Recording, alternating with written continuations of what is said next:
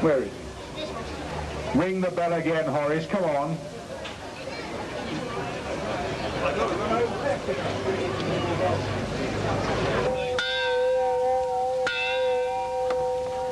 That's as much as I can do. The bell seemed to announce a flow, because much to the delight of many small boys, the firemen made their first error, or so they told. Apparently this reservoir had been opened up inside out and had to be reversed. Unfortunately, it was already full of water before the error was noticed. Or was it intentional? Because like the small boys, firemen also seemed to enjoy messing about in water.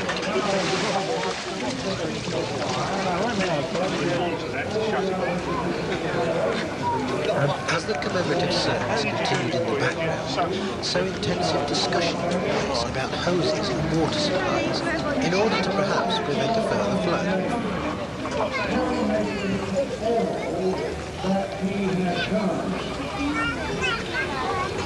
Also, this hand pump needed attention, and the horse that had pulled it round the town certainly needed pampering and a bit of a rest. The hand pump was then prepared for a spectacular demonstration we shall see later that formed the centrepiece and main event of the activities on the marketplace.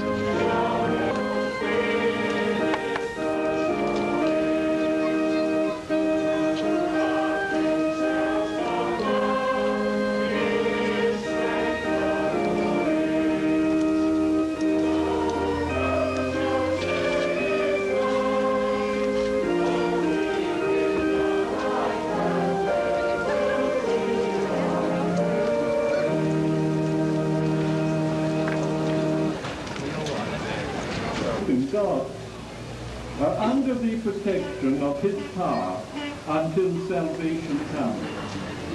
The salvation which is even now in readiness and will be revealed at the end of time. These trials come so that your faith may prove itself worthy of all praise, glory, and honor when Jesus Christ is revealed. We recall today an event in our community's past, a tragedy for many hundreds of people. It is worthy of mention that after the fire, the Baptists made a remarkable effort to recover. They rebuilt their meeting house in the following August, and it was opened at a public service on November the 6th. It is recorded in the church book that a small charity, including an annual payment to the minister for preaching a sermon every Christmas Day in commemoration of the Great Fire, would be available. We hear more about this in a moment. Both planners and politicians, help them to make wise decisions for the long-term good of our community. Across the road, Ken Page was having his 10th effort at persuading the Union Jack to remain over the back until the right moment. The comments under his breath couldn't quite be heard. By this time, the service was coming to an end, and after this hymn, the Baptist minister explained the story of the payment for preaching the Great Fire sermon.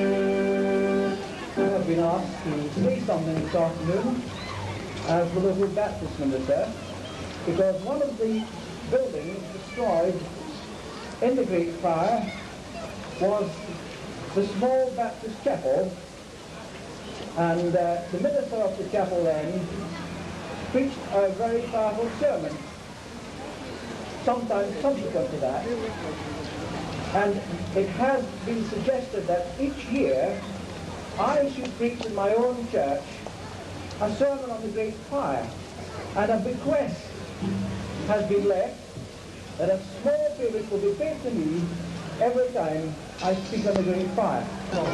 Those people not taking part in the service have plenty to watch in the marketplace. This very old Shannon steam appliance from Sedgwick's Brewery in Watford was getting up a good head of pressure, and producing plenty of smoke and steam to delight its audience. Other vehicles are being given close inspection by enthusiasts and visitors alike.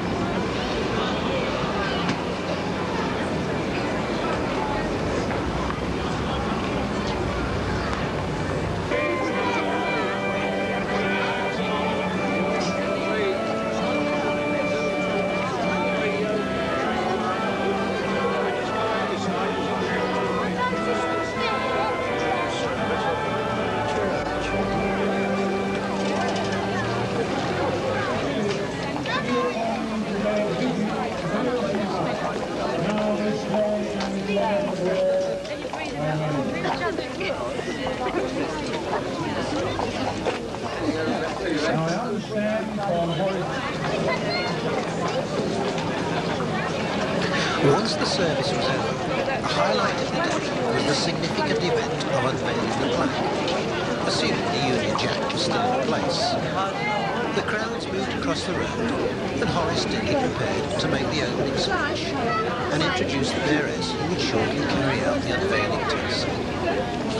Various introductions were made, and the PA system was connected in order to allow the large crowd to hear the short speeches. The mayor arrived, and the photographer made arrangements for his shots.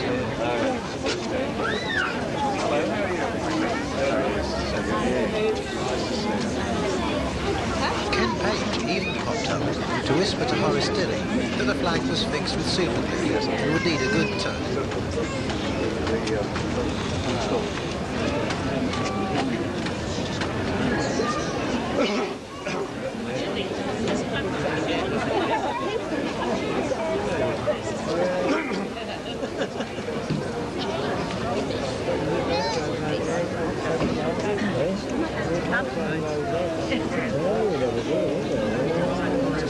May I say how very delighted we are to have so many of you with us here this afternoon to join with us on this, the 200th anniversary of the Great Fire of Biggleswade. I have a feeling that the 16th of June 1785 was a day such as this, only perhaps just a little bit more warmer and sunnier. And it is very fitting that against the background of the Crown Hotel, we are able to some extent to relive history. Now, history is very precious, and we have been most fortunate that Harold Smith, a veteran of recording of the happenings of long ago, and some of his helpers have compiled the history of those 2 centuries ago. Being a good salesman, I can tell you that it's very good value for money and a pound very well spent. We still have a few brochures left, booklets left, so please do get your copy.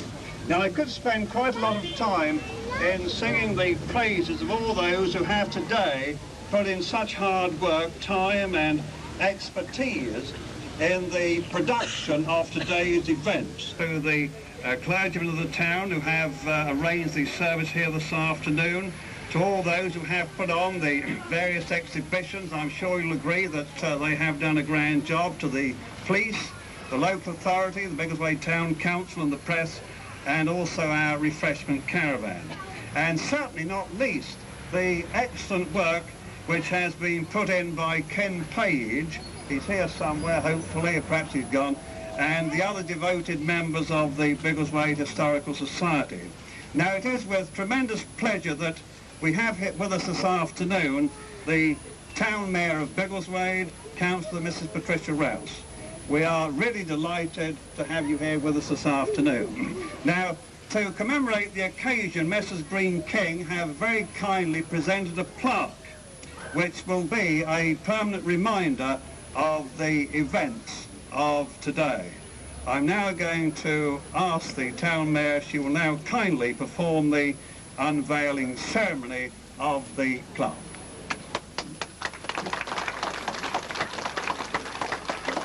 Thank you very much, ladies and gentlemen. Well, it was on the 16th of June in 1785 that a servant from the Crown Inn emptied some hot ashes into the yard, and sparks from them set straw alight. Now it was this, helped by a strong wind, that the blaze spread to nearby thatch and timber buildings, and despite all efforts from the townsfolk, more than 400 women, men and children lost their homes and their livelihoods. The necessities of life were fetched from London, and many were found temporary accommodation in the church. Over £22,000 worth of damage was sustained in this fire, which one can appreciate was a great deal of money in those days. We're here today to commemorate this event 200 years later, and at the same time I'm sure we would like to pay tribute to the firefighting service whose expertise we rely upon in these days. During the past few months we have seen 3 very large fires in this area, and without the skill and prompt action of the fire service, considerable more damage and even loss of life could have been sustained. It is therefore with much pleasure that I unveil this plaque on behalf of the town of Biggleswade as a memorial to the past, coupled with our sincere appreciation to our firefighting services of the present. Thank you.